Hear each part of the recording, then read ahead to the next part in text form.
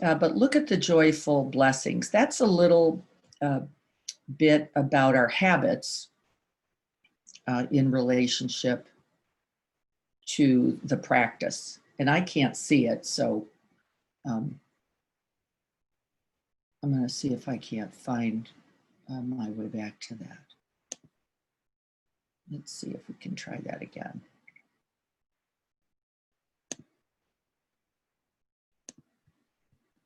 See if I can get it to. There we go. I can see it now as well. So the first work will be to review our practice of pausing at the precipice. And it really it wasn't only the pause then, was it? It was also, can we then offer in that pause? This is the paramita work. It's not simply pausing, that's mindfulness practice. This is bigger. This is now how to bring an open heart and mind into the pause rather than just get the pause. By the way, the pause itself is valuable. And so I personally do see that as the first radical act of love, kindness, and compassion for oneself and others. Just the pause is a good beginning. But these teachings in the Paramitas say, on the Bodhisattva path, the path of the awakened heart mind, the path of the one who hears the suffering of the whole world, the one who makes a choice to step in rather than fall back in the face of suffering. For the Bodhisattva, not only is the pause essential, but then the practice itself of stepping into the pause with open-heartedness and open mind, and patience is understood to be one of those essential components. So as you're reflecting on pausing at the precipice, offering yourself Shanti Paramita, this spacious, open, receptive, unhurried, embracing heart. What did you notice about that? So write something in the chat as we're just waiting another moment to gather others. What did you notice about that? Go ahead into chat, give us some ideas about that. How was it for you as you were bringing joyful effort, is actually what we're going to be talking about today, to the practice of pausing at the precipice? What was your experience?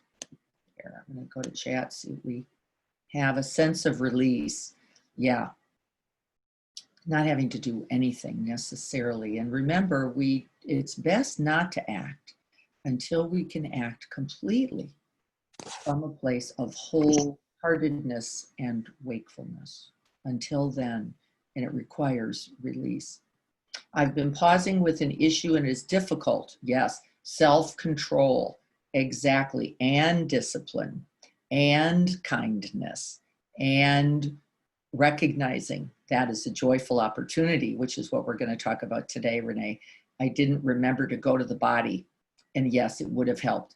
If the body's activated, by the way, just so you know, sometimes coming into the body can unfortunately accidentally fuel the reaction. It's why we try to get the open hand somewhere near us in the pause, so that we've got a holding container for that already activated body. Sometimes when we're there, it's too hard. I failed with my daughter last night. Yes, we do, Chris. I failed with my husband last night. So I'm in the failed department with you. Can we, what we're going to talk about today then is, can we take joy right from the recognition that there is a way, in fact, and that we must feel, sense, see it in some way in order to fail. And remember, at the very beginning of this practice, what I said is that this is a path that you have to be willing to fail again and again, forever again. It must require, because we can't look honestly and patience is one of the things we hope to bring. Now, by the way, I failed in patience with my husband, boldly, fiercely failed. But what I was able to do, and this is because of the years of the practice, was also be patient with myself, recognizing my own vulnerability, recognizing my own pain, recognizing my own being out of energy. And so, though I was not able to bring that patience to him, and I'm certain that's because it was too late, words were inflammatory by intention or not, I don't even want to say, but they struck me in a very vulnerable way, and I was not able to pause at the precipice. Well, actually I did, but it didn't result in what I believe ultimately is completely possible, but I was able not to say all of the things that, all of the pain did not get expressed, which is the good news. So in some way, these are the small moments of joyful effort that we have to be able to recognize. And that's part of where the joy comes in. Can we take joy, actual joy, at the reality that not all the suffering that could have been caused was caused, that there was some benefit. It wasn't to the aspiration that I hold, but it also was better than if I had been completely drowned in the reaction. It's not easy, not comfortable, but it is right. Oh, it feels right because it is right, Joyce and Rick. So thank you. It is actually the right thing. And no, I don't think it's comfortable, which also leads us to today's practice in VIRYA PARAMITA, which Tanjef here, his official name is Bhikkhu Thanissaro. What he says here is, this will not always be pleasant, and pleasant is not what we are looking for. Not what we are looking for in that joyful term. It is not what we are seeking. We are seeking right, wholesome, intentioned, but we recognize that it will come with significant challenges, aren't we? There we are, we're noticing the challenges, and that we can continue to take joy in the continued opportunity for practice. Right there at the edge where Chris and I are. Right there at the edge. How joyful to see, well, here's an opportunity for practice, for pausing, for coming home to oneself, for offering those paramitas of generosity of one's own heart, one's own goodwill, and also bringing that right ethic from Shila Paramita, that discipline. I will continue. I will continue. So the discipline, Shila Paramita, that we did 2 weeks ago is slightly different than this one. There is a constancy in both, and shamatha practice is understood to be the essential practice for both disciplined effort and this joyful now effort. We're going to see if we can't touch into the difference today.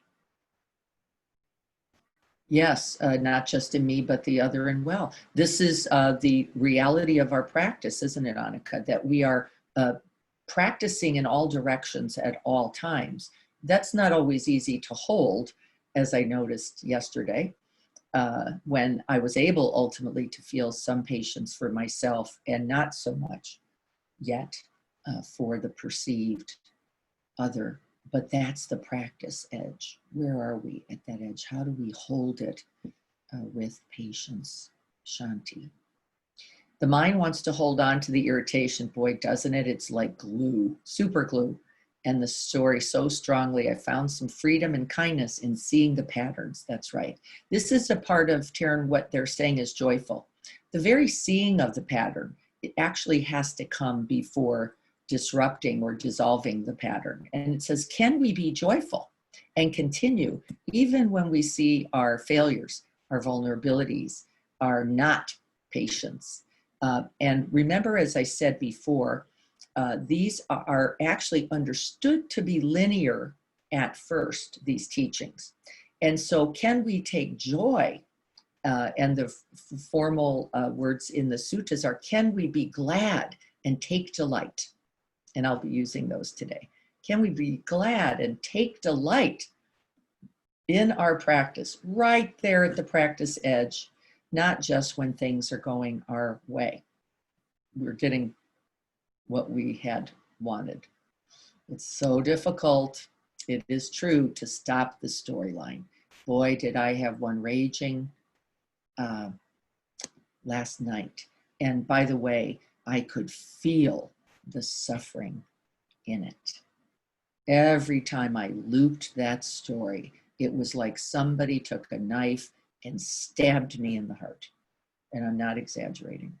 That's how horrible it was. Every storyline repeat, besides the physical distress, besides the psychic distress, there is neuro distress, isn't there? We're repeating a cycle that now we are going to have to endure some more, which means it's going to continue to play. So I already know this is going to come back up. I am going to have another opportunity. Can I take joy and delight? Truly, take joy and delight in the reality that I'm going to do this. I'm very committed to doing this differently.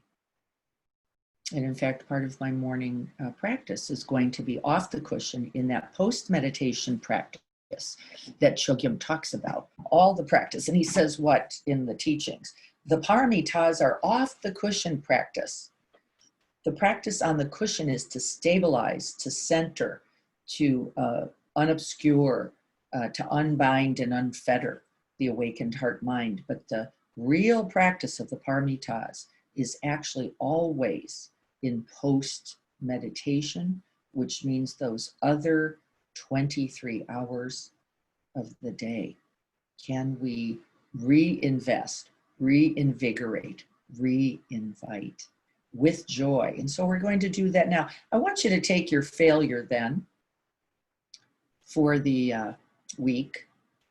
Chris and I are probably not the only ones. I'm betting there's a couple others. I don't know for sure, but I don't think it's a small club.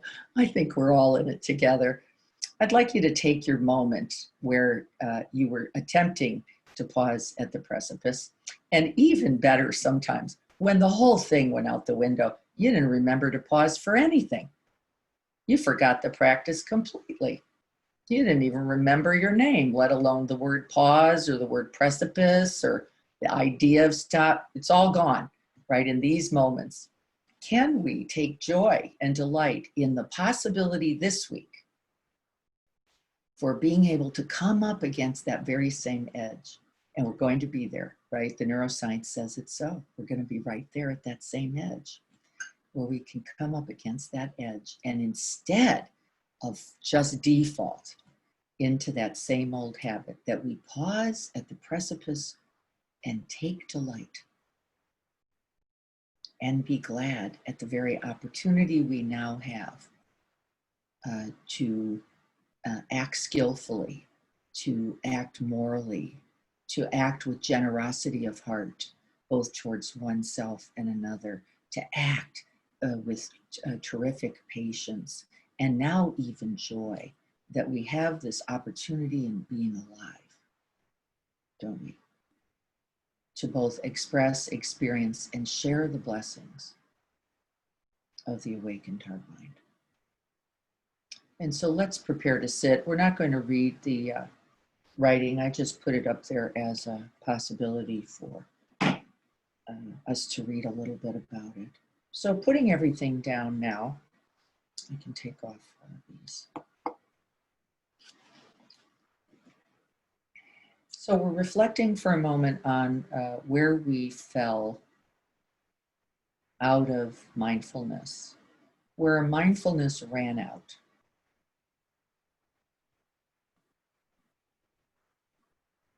And however difficult, painful, confused we were, can we take joy and delight at this very moment of being alive, of this moment of seeing clearly, of this moment of re-intentioning ourselves? We joy there, just there. We have an opportunity now. And it's not just reconciliation that I'm talking about. It's not just correction. This very moment where we can be most loving, most awake, most alive. And can we begin right here with that joyful effort? VIRYA, PARAMITA. And so we find some energy in the body and see where it is for you.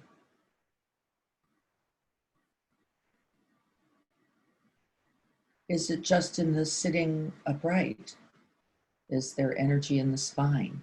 This showing up energy, this taking a stand for oneself and all beings? Is it in the heart? This tender, vulnerable, sweet heart that wants the opportunity, that's going to use it and commit further? Is it in the clear-seeing mind? The one who recognizes that the path is one of falling and getting up again, over and over, failing and continuing again and again? Or is the energy in the body a sense of aliveness, of energy? Can you feel that light tingle? So rest in one of those places. And as we do so, let's recollect our aspirations for the practice.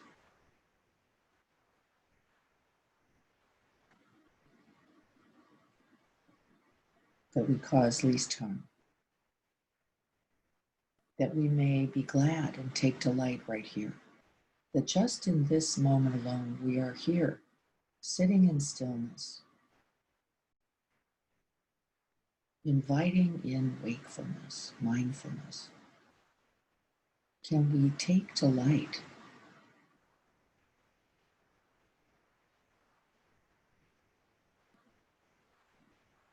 And then we smile.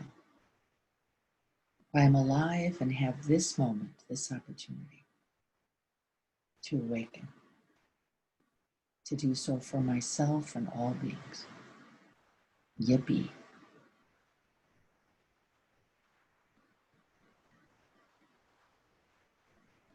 May we offer this practice to the end of suffering for all beings everywhere without exception. May we take joy, be glad, and take delight in the possibility of this very moment. May we do so for all beings everywhere without exception, truly without exception, omitting none, freeing us all.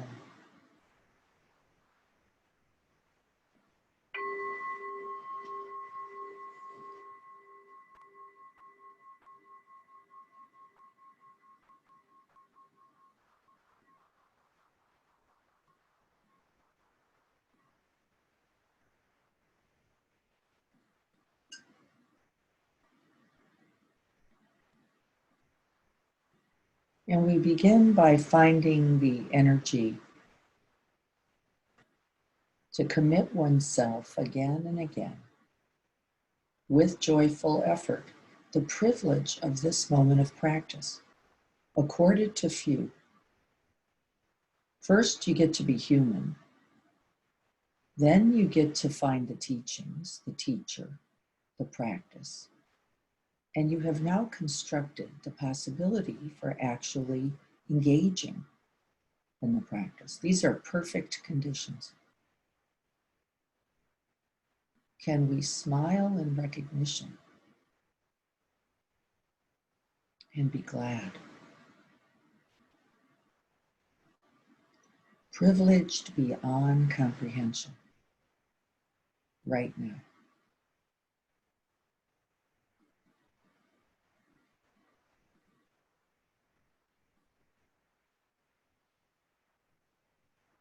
And with that activated energy, we commit oneself joyfully to experience of the breath. And so we drop the attention down into the body, waking down, and creating a little space and room for the view. Don't make too small a window.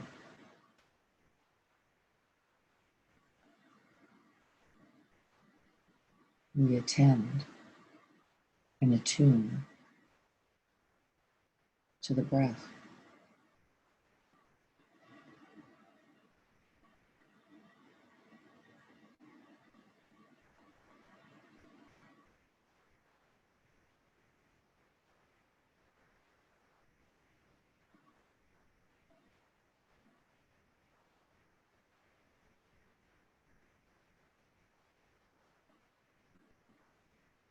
And no matter where the mind turns, where the attention goes, can you bring joy for the knowing? So my sprinklers are having a heyday right now.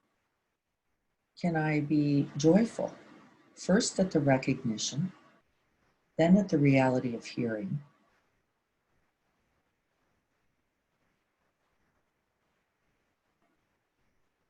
Rather than see the sprinklers as my problem, can I be joyful?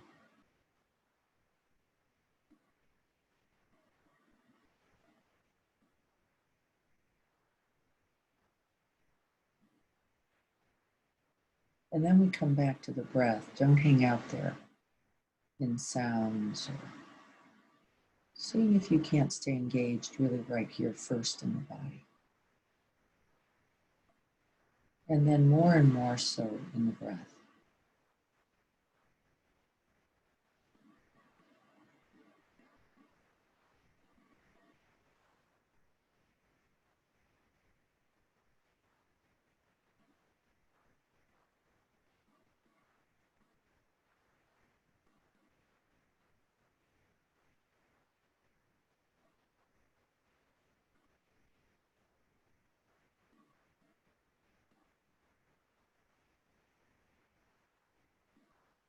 And shamatha practice is the essential beginning for VIRYA. Shamatha practice is also essential for Shila Paramita, the gathered and collected mind.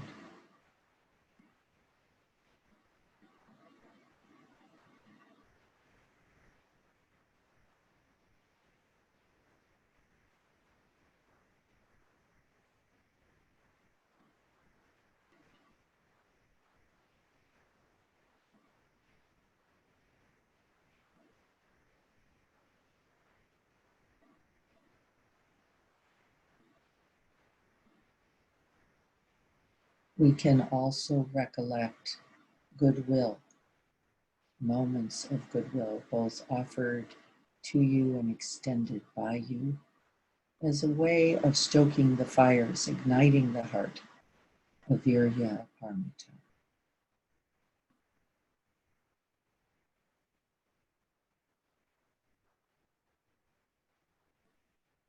No better way to be joyful in the endeavor of this practice than to recollect the good.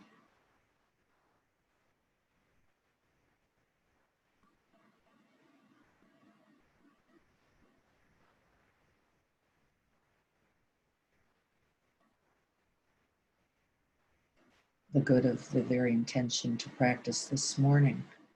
Very easy to decide not to. Joyful endeavor that you took time, energy, and resource to prepare to be here. Be glad.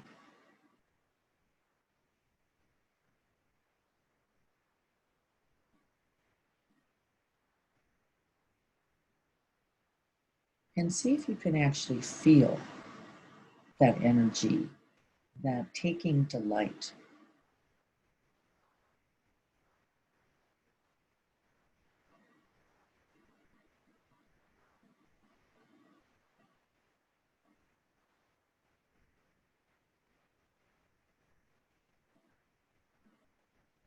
And what we understand in VIRYA PARAMITA is that if you cannot take delight, you cannot see clearly all that is being offered to you.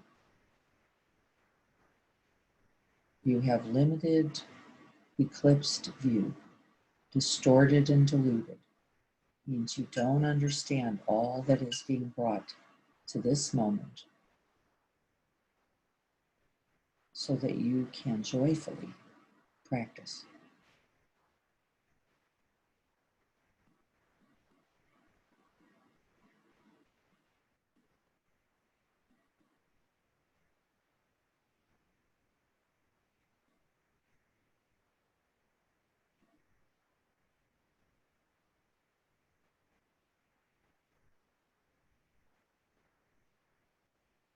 Just the fullness of the in-breath, the way it rises us up,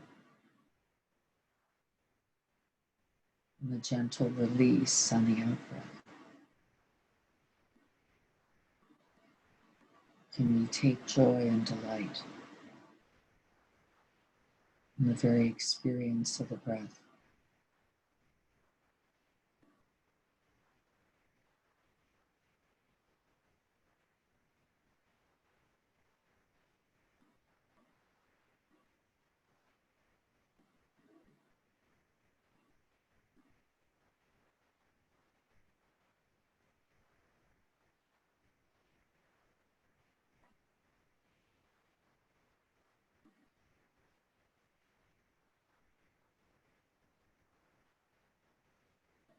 This is not the same as enjoying the sense doors.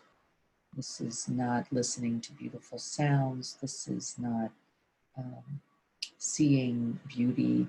It's actually joy in the practice and the presence itself.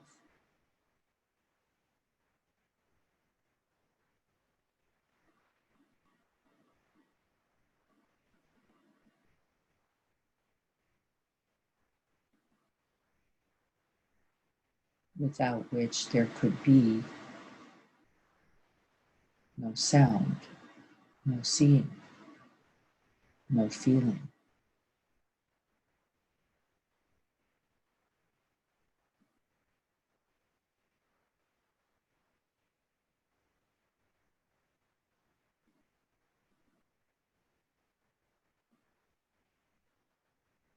This level of joy is generated from the inside, from the Bodhi heart that understands the noble truth that there is difficulty, there is suffering, there's confusion, there's aggression in this world, and that we are sitting right here on the path to its end. Be glad.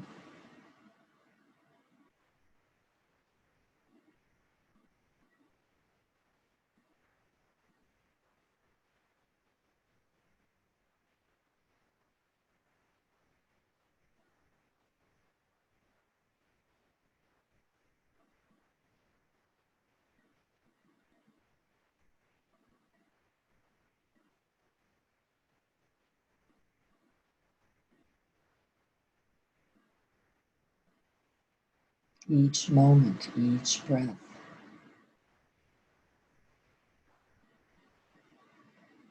Be joyful. Another moment to practice, another moment for presence. Another moment to be awake.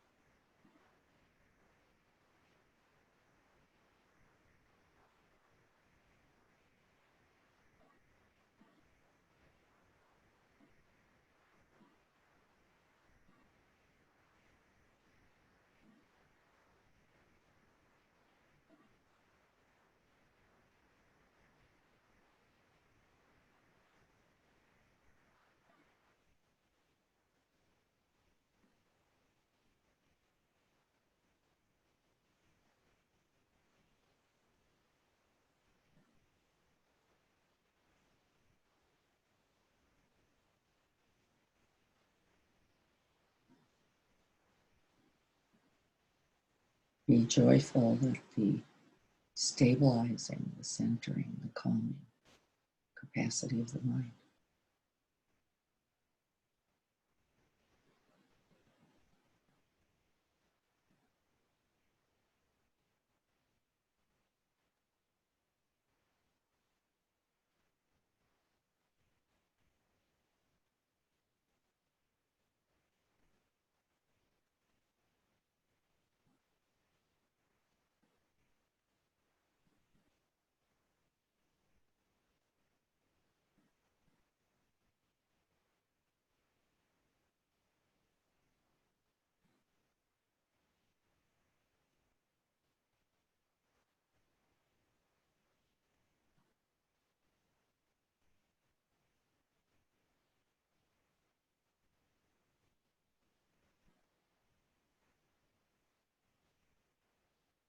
Be glad at all the sources that have contributed to bringing these practices and teachings to you. The thousands of years, thousands of beings, thousands of moments of effort, of practice, joyfully offered, as you can joyfully offer your practice now.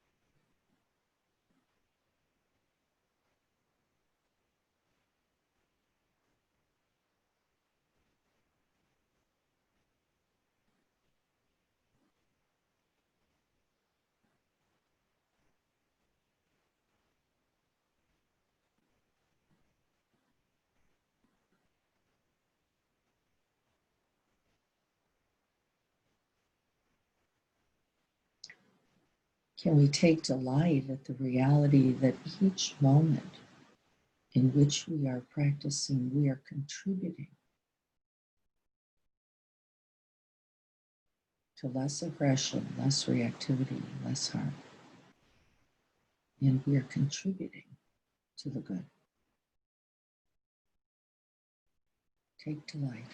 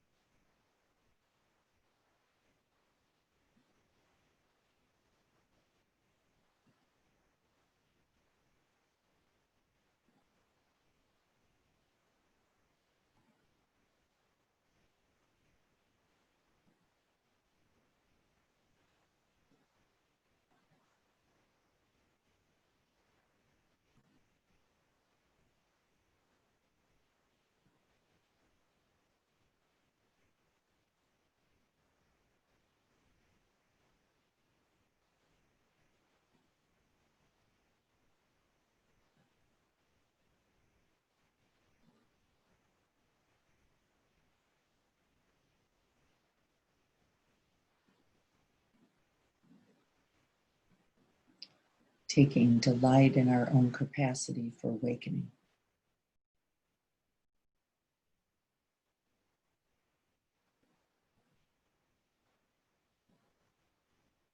Being joyful at being offered these perfect conditions to receive the teachings and practice. Couldn't be better, because here we are.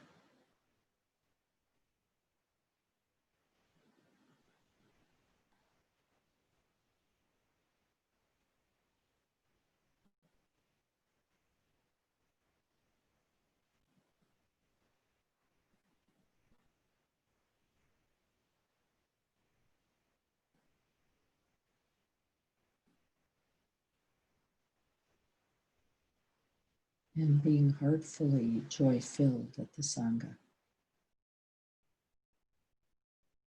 with whom we sit, that brings their energy, their joy, their wakefulness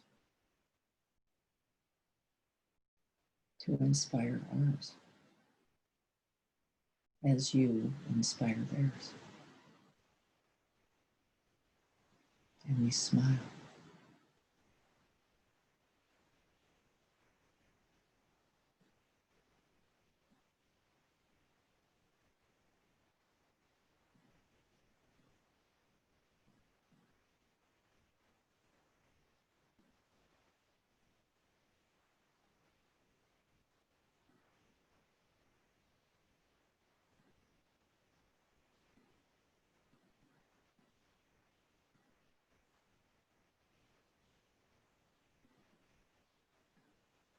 And the mind that opens to joy and joyful effort of the practice and its benefits begins to see the possibilities for joy everywhere.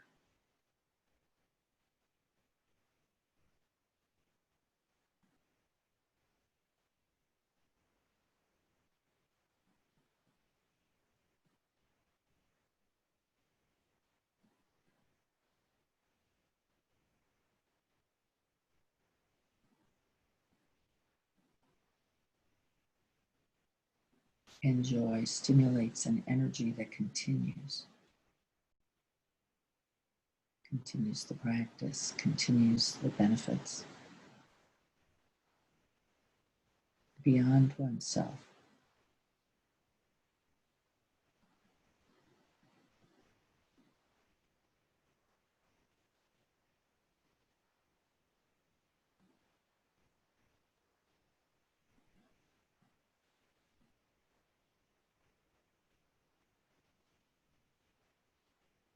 And then we can no longer see the practice as the problem, the drudgery, the demand, the have to. It isn't true.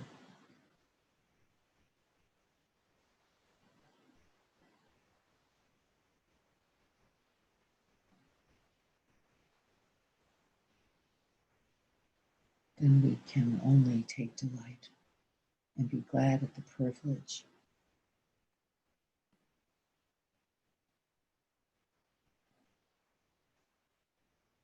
and its benefits beyond ourselves.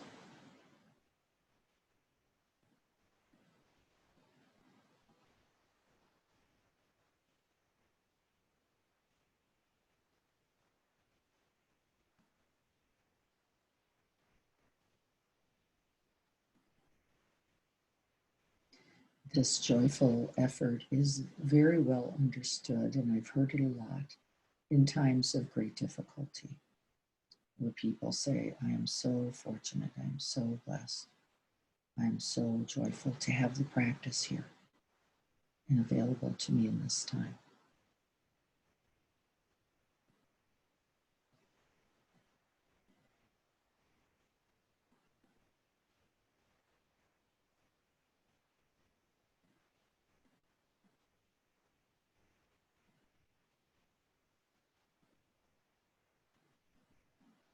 And it generates the energy to continue.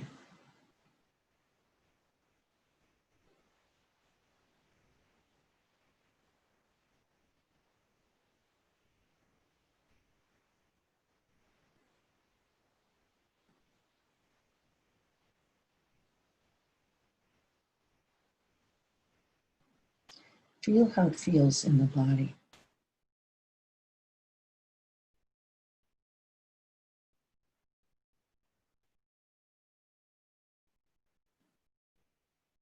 How do you know this joyful effort uniquely from, for example, patience or discipline? Where's the energy?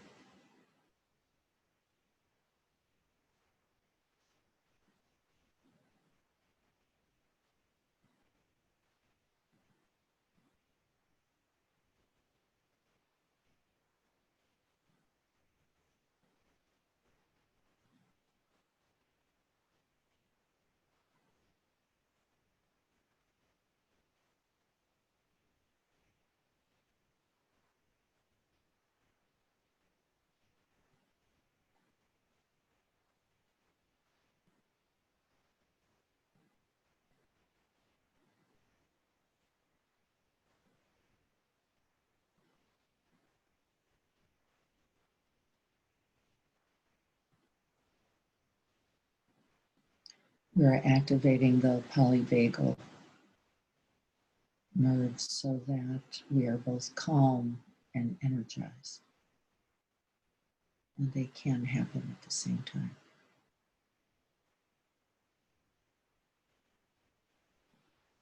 VIRYA, PARAMITA. Stable, calm, centered, and energized for the practice.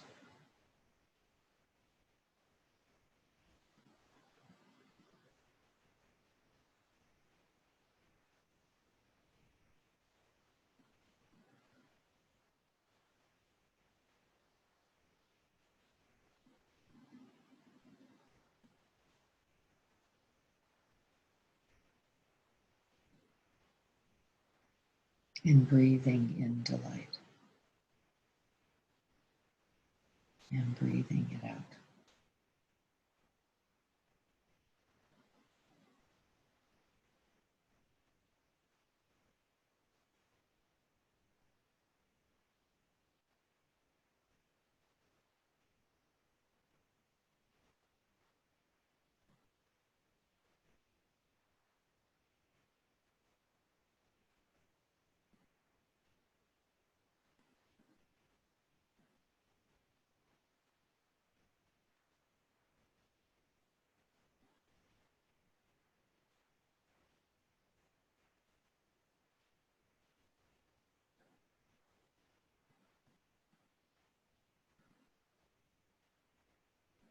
And then I'd like you to recollect that moment of challenge, that moment of failure, confusion, or reactivity.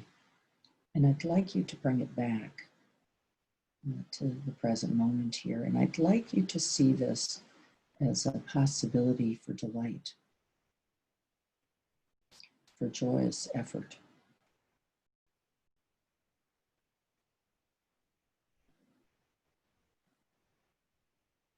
Can we see this as the best possibility and be glad? I can't wait to get at this precipice again so that I can be skillful, I can be loving, I can be compassionate.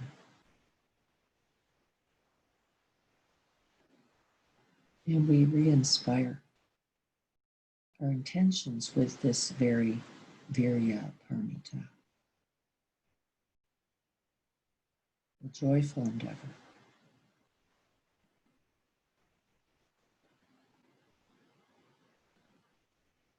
Right at the precipice.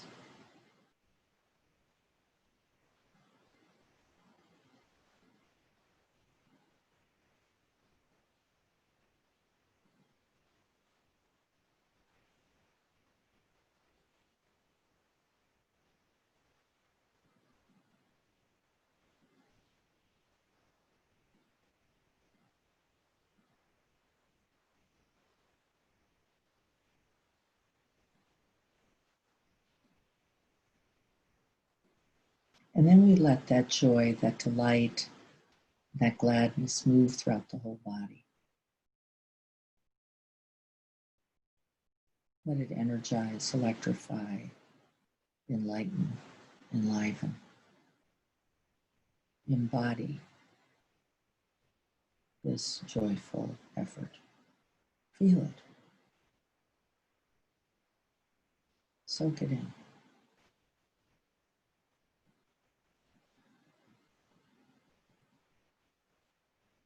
And if you were in the practice yesterday evening, we now know we soak it in beyond the skin, beyond the muscles, beyond the cells, right into the bone, right into the bone marrow.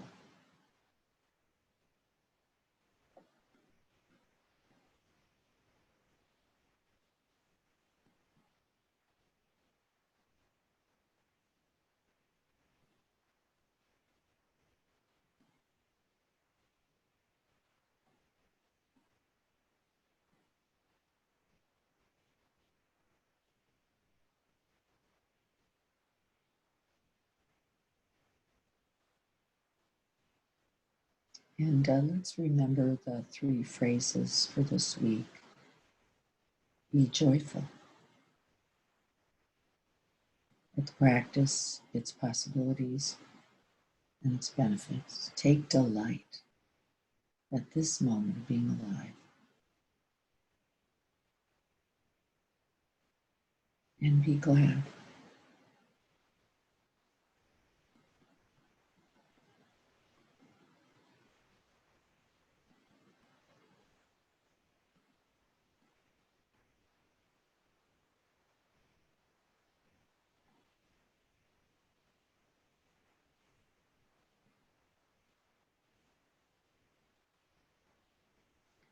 And smile.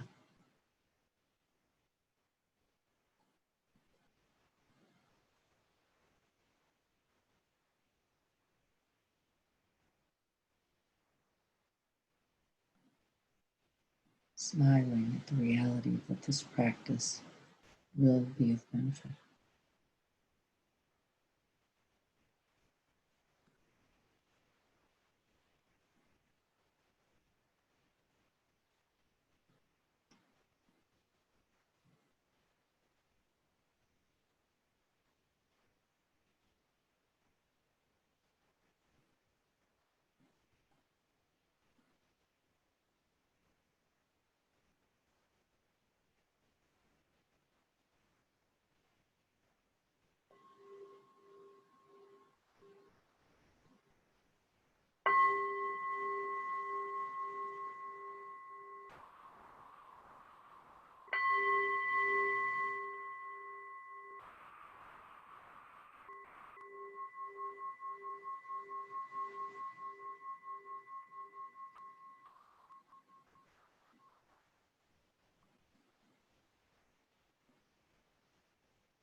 So just taking a moment and joyfully opening the body.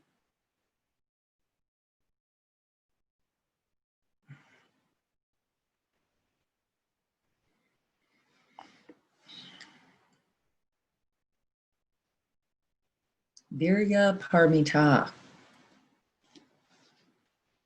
The joyful effort, joyful endeavor. Anything anybody wants to say about this before we move on to the chapter? That is, you have not likely read that yet. That's chapter 29 is the one on Shanti Paramita, patience, and I just got that sent out finally. And so if you didn't get it, it was my intention that you do, so let me know.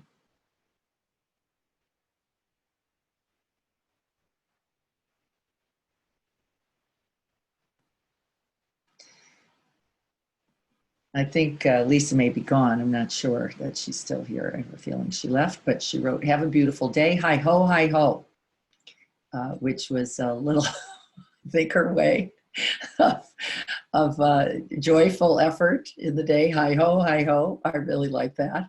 I'd say that could be right up there with one of our banners. And so anything anybody wants to say about the practice, or do you want to take a look at the chapter? Let me just check in here and make sure we don't have anybody waving.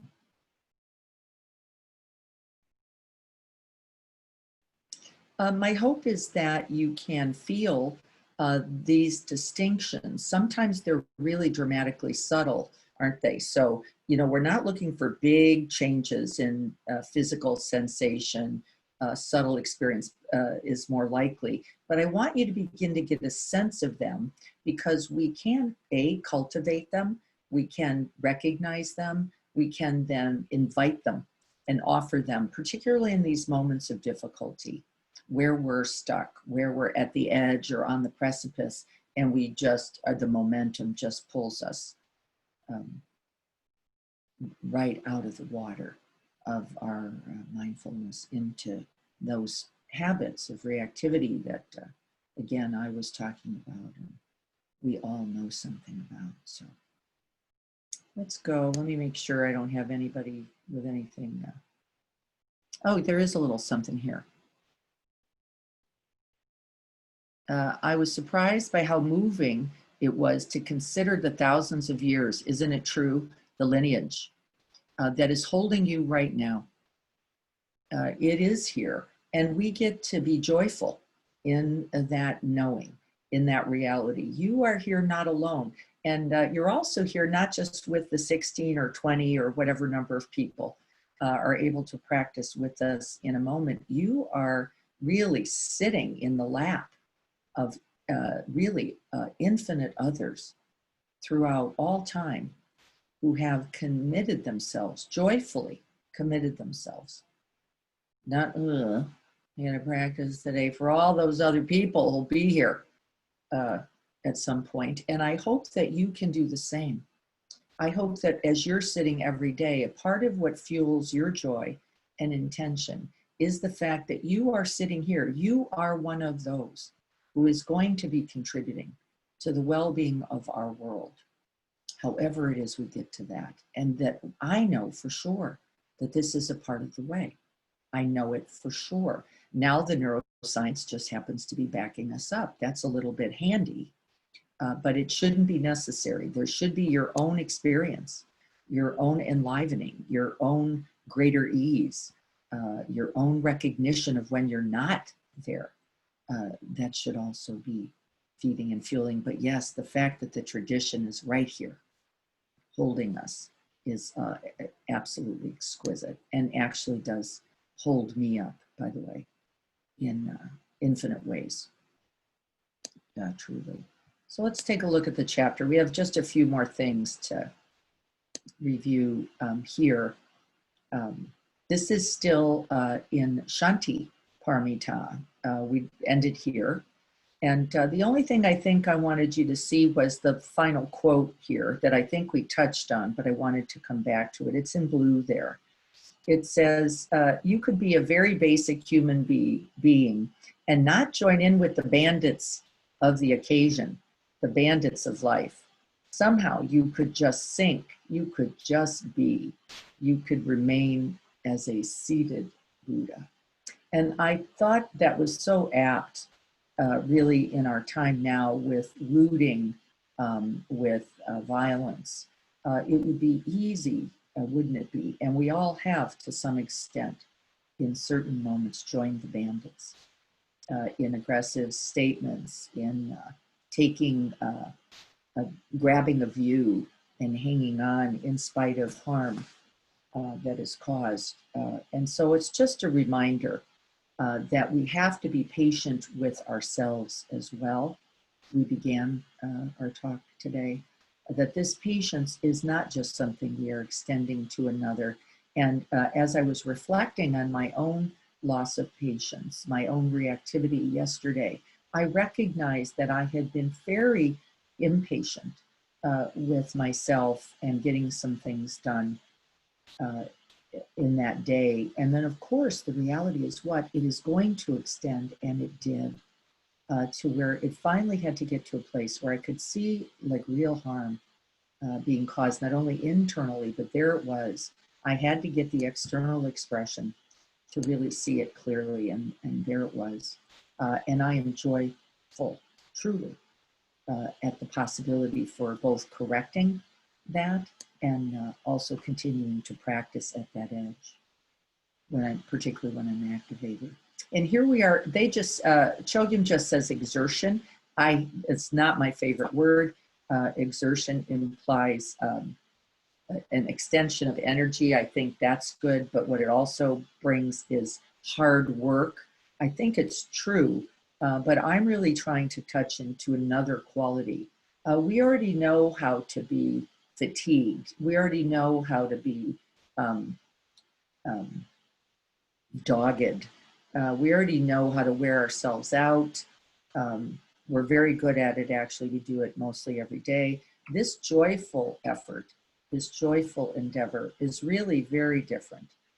It doesn't mean that there isn't exertion. In fact, there is. But it actually means that in this way, we come with a lightness of being. We come with, and I know the benefits of this for myself and others. And it fuels and feeds that joyful effort in which we, again, take delight and can be glad. It feeds the consistent, continuous, and faithful practice. That means the one that I'm asking people to do every day for some amount of time. You could regard exertion, Chogyam says, as a part of our naturalness. I think I'm going to leave it there. I don't want to call it activity. A part of our nature, that this joyful endeavor to be who we really are, not only while sitting on the cushion, but in every moment throughout the day. What an opportunity. And that it becomes more natural and like our own, because it is.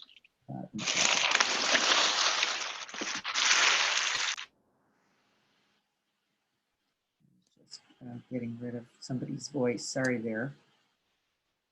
I lost the page because I was muting someone, so let me get back to that. Let me see if I can climb back. Oh, we're way off. I don't know how I did that. Apologize. Let's see if I can find ourselves back. In some way that I don't understand, I managed to get us all the way back to the beginning. Oh, you know, this might be easier. Let's try that. Let's see where we are. Closer. At least I have a way to do it. Let's see if we can get up here. But I'm going to take joy at the possibility of learning something about this, because I didn't know I could do that. Here we go. And this is where we smile and take delight. I didn't know I could get to a whole other section so easily. Nice to know. One of the other things that Chogyam says here that I think is important is that we get used to hard work. And I think that's also true. And we can take joy in that. I guess it would be like lifting weights, right? You start with whatever you start with, and then you move up on the weight scale. And then at some point you recognize that actually lifting those heavier weights is actually, you can do it with ease. And there is some joy in the very reality of that, isn't there? The reality of growth, the reality of improvements or healing or benefits, and that can be something that we can reflect on as a way of stirring the flames, heart flame of joyful endeavor.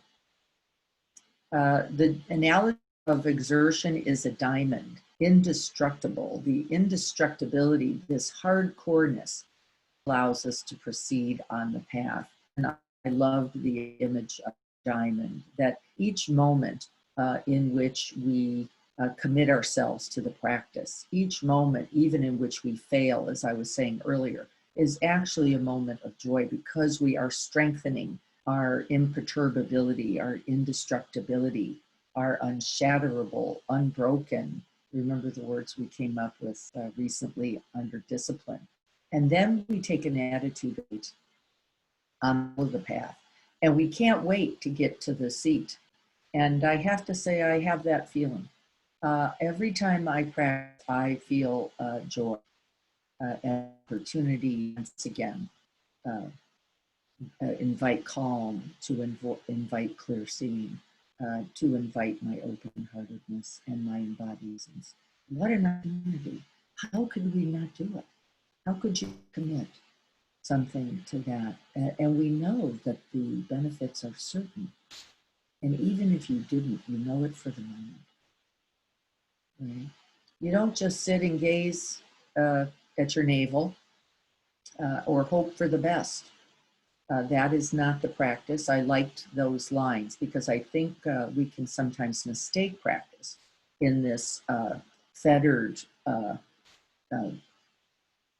de-energized way, like, ugh, okay, I just have to, when in fact, a joyful effort says you are privileged to do so. You are privileged to have life conditions that these practices and the teachings are being offered to you, and the benefits are offered to you. Without exertion, you cannot achieve anything. We already know this well. Without exertion, we will lapse into laziness, stupor, and slothfulness. These are the far enemies of joyful exertion. This type of, oh, not now, if only when I get the rest done, everything else is more important. We see that actually as aggression. It's understood as aggression, that you mistake the doing for the being and consequently cause harm, both to yourself and to others. Joyful and enthusiastic, taking delight in being able to continue. The paramitas begin to pile up. They begin to have impact and offer us benefits. The more we practice them, the more we recognize them in our own lives. We begin to make a separation between the Dharma practice and regular ordinary practice. That wouldn't be true. Actually, what would be true is as we practice, what we notice is that the Dharma is our everyday life, our everyday practice, our ordinary moments. We see the path in every moment, with every possibility. There's no more practice and life, and there is no division in it, and I know that to be true. It doesn't mean, as we were saying earlier, that we get everything right, that there's perfection in the practice. The very commitment to the practice, the very joy at the possibility is the perfection itself. Not that we are perfect, so don't mistake it. Discipline overcomes passion, and exertion overcomes laziness. We just named the far enemy of this VIRYA paramita as what they call laziness, the flagging nature, the I can't get to the practice, I can't stay in the practice, I've got other things to do. If you have those excuses, this is a beautiful definition of laziness. Not, boy, I'm so busy. We see busyness itself as a form of laziness, by the way. Like you've pointed to everything else as the work to be done, but not the very most essential work that you have and that you have been privileged and gifted in this lifetime, which is practice itself. He goes on to explain how the paramitas are correcting the hindrances here.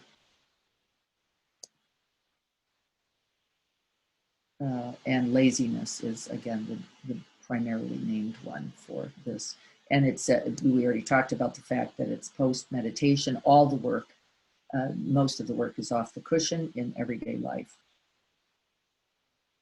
Exertion means appreciating virtue rather than just working hard. I really loved that statement, which is we're cultivating virtuous qualities in ourselves. And we can take a lot of joy in that. Whether you see them or you don't see them, or it's really beside the point. But the reality is that we are cultivating these virtuous qualities and that we should take joy and delight also in that very truth. Besides, it feels good to do it, says Chogyam. He says in this joyful endeavor, we don't lose heart. In fact, that's one of the greatest forms of reasons for stopping. Doubt is another word for this hindrance. But this losing heart in the practice, that somehow it doesn't matter, that somehow it's not getting us what we want, that somehow life is unworkable, and that we fall into these mind habit patterns. And that when we do, we will actually sap our energy, take the very heart of the practice out of ourselves in a way that will actually often result in our stopping rather than continuing the practice. Remember, both on the cushion and off the cushion in our daily lives, we just give up. And that's damaging, destructive. It leads to suffering, as we all of us know who have been in those deserts of doubt, and we all have been. It's a part of the path. And then Joyful Endeavor says, interestingly, can you even enjoy in this? Can you even see the benefits of being in that place of doubt and losing heart? And I have to say I can. There were moments where I've threatened and also told others I was quitting the practice, and everybody just nodded, like, yeah, sure. And actually they were right and I was wrong. But at the time I didn't have good energy for the practice. It felt like a demand. It didn't feel enlivening. And there was a certain quality of mind that I brought to that, to construct that, which included a certain kind of perfectionism, as well as a certain kind of wanting. I wanted to get out of suffering altogether. And when I saw that the path was going to include that forever, I was not very happy. I wanted it to be over and done. And I didn't have very realistic understandings of the practice and how it worked at the time. And so I was like, this is stupid. I'm not going to continue this. It's not getting me what I want, which is out of suffering. It was, by the way, just not in the way that I wanted. That greedy heart that just wanted what it wanted. You can take delight in the practice you are doing, in the teachings you're hearing, and each time you come to them, it says, can you arrive with this yippee, joy, and also freshness that is offered through that joyful endeavor, that you come to the practice with, what more can I know? Where's the Dharma here? And remembering, I use the word privilege several times today on my own, and I see that he's also written it here, that each time we practice is a greater privilege because we get to continue the practice. The paramita of joyful effort is free from regarding ordinary activity as boring. We're thrilled to do it all because we know what its benefit is. We never repeat anything, and so if you feel like you are, that's a deadening of the self, and you cannot be joyful in that deadening, in that boredom, in that laziness. It's not really possible. You'll notice the cheerfulness fading. I loved this. The laziness in Tibetan is lay low. That was adorable. Lay low is a Tibetan word, not a Sanskrit word. And he goes on then in this chapter to define some versions of laziness. Just the losing heart is one of the first, just feeling like, what's the point? There's no benefit. We usually, and it's here, and it was true for me, I was just looking for a certain kind of comfort that I wasn't getting in the practice. And so then we get lazy and quit because we're not getting what we want. And he names that as one of the forms of laziness, and he calls it casual laziness. There's another, I think he names at least three. The laziness of actually just not being able to keep your attention on the object, that you begin to attend to the breath, and you literally just go off to sleep. This is a quality of mind. And he says this is another kind of laziness, that rather than get energized and re-intention and invigorated, we just go wandering off, and we don't practice continuing to come back and cultivating energy for that very basic practice. And he's talking directly here about the breath awareness practice also. And he says that's another kind of laziness. And he says the antidote to that would be setting your life up so that you can make sure to create time for the practice, that you get enough sleep, for example, that you're eating healthy foods, that you get exercise. All of this is considered a joyful endeavor, joyful effort in the practice, so that when we practice, we don't just go off into slothfulness or sluggishness. There's that losing heart, becoming disheartened. We already talked about that, because of wanting something else. Or believing, I did not do this, but I do know many others in the Zen tradition did at the time, where it was like, I want enlightenment. And if I'm not getting enlightenment, then what's the point of the practice? And that was very common in the Zen tradition, which is, wait a minute, I've been sitting here for however long and I'm not enlightened yet, so forget it. That was not I did not struggle. The laziness of being preoccupied. I think we all have this one, I have to say, base laziness. It's very different than our normal idea, because we're actually so busy. We're so busy, we cannot make time for practice. We're preoccupied, we sit down in the practice, and when we do, we just keep list making, reviewing, and this is understood to be a very strong hindrance, and also one that's very difficult to correct once we get there. We mistake the joyful effort and endeavor for that busyness, and it will not get the same result. And most of us already know this.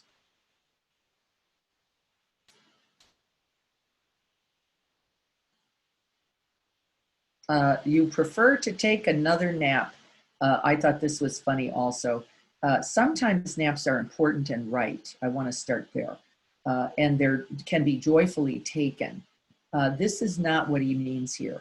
What he means here is that, in fact, rather than practice, rather than cultivating the nap for actually generating energy for commitment to practice, we're just taking another nap and just taking another nap.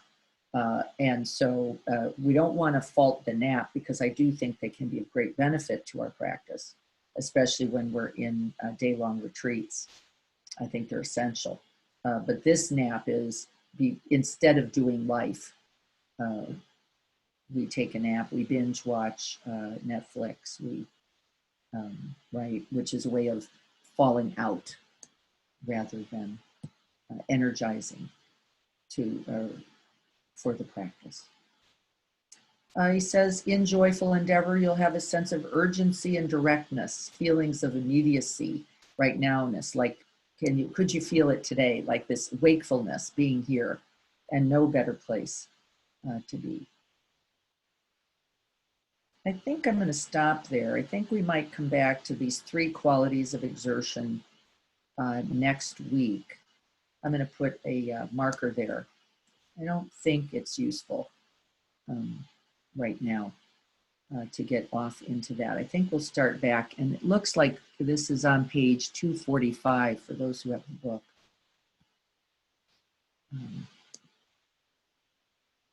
So I just want to check in.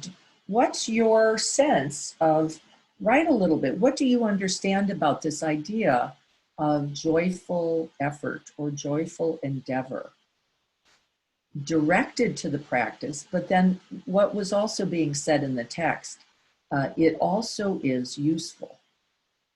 Every moment, the moment of the nap, as I just named, the moment of the walk, can also be undertaken joyfully, knowing that we are going to be contributing good energy and embodiment for the practice. So it's not just practice. I focused on that a little bit today for our understanding. It actually includes everything we do. The rest we take, I named some of those other things as all being joyful towards this capacity and commitment to continue and practice. So what's your sense of it? What might you do this week? So here's Annika. The image that came to mind was something I've read about in Zen, about how when you want to open a lock that's stuck, you don't push the key in or jam it in. You wiggle it a little. You pull it slightly in and out, and eventually it gives. Yeah, I love that image. It's actually very true. The other image is one of, I think, a monkey who goes in to grab the goods in a coconut. And while he has his hand in tight, he can't get it out. He has to soften the hand to be able to remove it. And that we can, in our joyfulness, not get too harsh, not get too hardened. And the word endeavor is not the focus word in these practices. The word joyful actually is. And what Annika is reminding us is that there is a softness. There is an ease, an easiness, but not a laziness. That's why he wrote about that, so that we don't fall or fail because, like whatever, I get to it, I don't. There's a commitment, and the commitment itself is joy-filled. The privilege is joy-filled. So yes, with a lightness, with an ease, and with an unwavering commitment that is joy-filled. Okay, so now we're going to go back this week's practice to what? We're going to pause at the precipice again, pausing at the precipice again, and seeing if we can invite that smile. Seeing if we can invite, wow, what an opportunity. I get to practice right here. In fact, I can't wait to get finished. I'm going to go right to my husband and go, yippee, I get to do this over. And I have a great energy and intention and investment for doing so. I am not as certain that he will go, yippee, back at me. But I do trust that at the end, he will see its benefit also. But can we really show up for it without, now I got to do it, or now I got to go back. Now this, can we pause at the precipice, seeing the difficult, I mean, really in the face of the difficulty, right? Right there going, this is not where I wanted to be. This is not how I wanted it to go. You're not saying the things I wanted to hear. This isn't my fate. And really celebrate with joy. Grateful to be here, happy to be here. Wow, I'm going to really be at this practice edge with deliberate energies and joy. And we know where joy goes, so goes energy. That's a part of this neuroscience. We know when we say commit to something. We see this, for example, in marathon trainers. When they say, I'm doing this just because I want to explore it. I want to see how far I can go. I want to, right? There's a certain joy in them regarding that very difficult training that's dramatically different than somebody who thinks they have to do it to be enough, who has to do it because, well, that's a good or right thing to do, or that exercise is important, or the person who says, let me just explore where this is for me, where I can take this, and is joyful in the endeavor. It's a very different person. By the way, guess what happens for those folks? They keep running. They keep running, given that the body is capable. Right? And if it isn't, they find another joyful endeavor.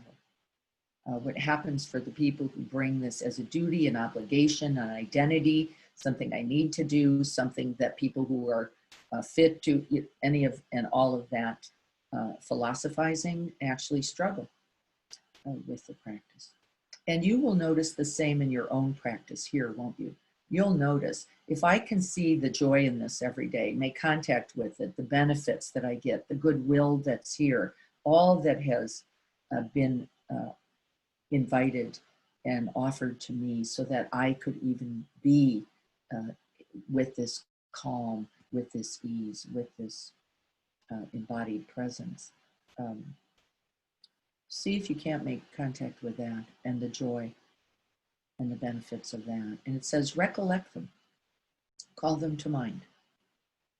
Rather than check, I sit at 7 o'clock and then on Saturday at 7:30.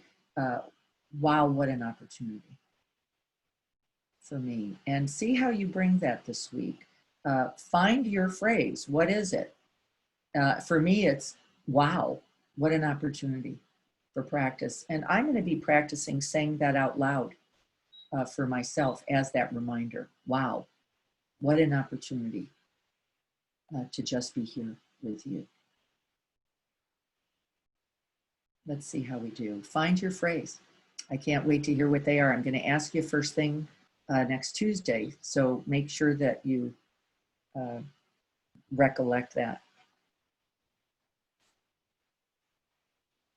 And so here we are together right at time. So let's just put all the exertion idea down. See if we can't rest in the yippee, yahoo, hooray. I get to be here with you just like this, heart to heart.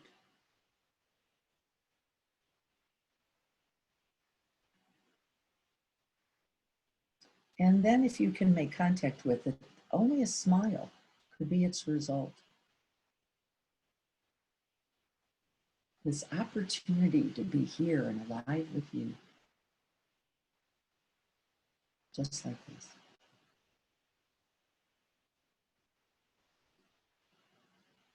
Joyful. Taking delight. Being joyful. And be glad. And may we joyfully offer the merits, the blessings, and the benefits of this practice today. May we breathe them in, soak in them, take in all that good. And on the out breath, may we send it out joyfully. Send it to those you love, those in need, those in all directions. May we all have happiness, true, abiding, unending happiness.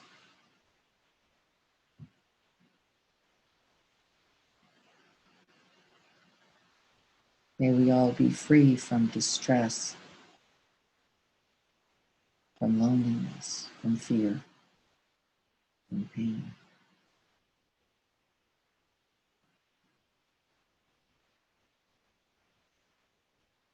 May we take delight at our capacities for ease and well-being.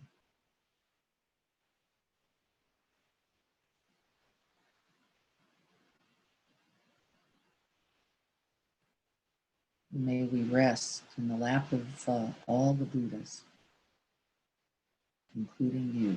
May we rest in the lap of all the Buddhas, taking that joyful nap when needed, preparing us, offering us good energy, goodwill for this good practice.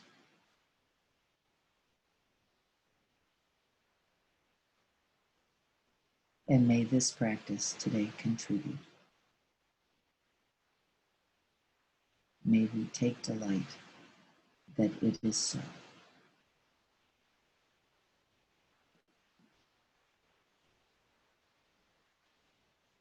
So be it.